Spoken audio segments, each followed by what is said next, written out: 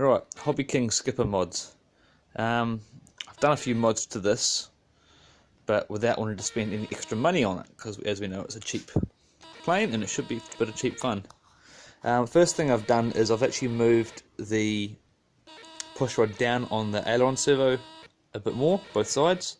This is because we want to increase maximum resolution out of the cheap servos, which means getting as much servo movement for the desired travel at the control surface.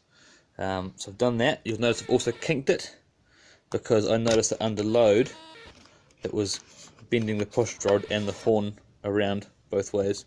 So by putting a kink in it, it puts the load directly on the servo, directly on the horn in a linear fashion. Stops that bending around. Other thing I've done is I've changed the prop here to a Gemfan 6042, which I find on 3-cell gives me a heap extra thrust without having to go to 4-cell and then push the ESC.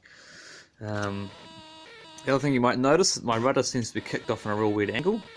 That's because I have coupled the top part of the rudder by chopping it off, coupled that to the bottom part of the rudder using a brass bush up and through the fixed portion which the elevator is attached to, and using a bit of fiberglass rod which I have then attached to that lower portion of the rudder, which then in turn moves the top part of the rudder.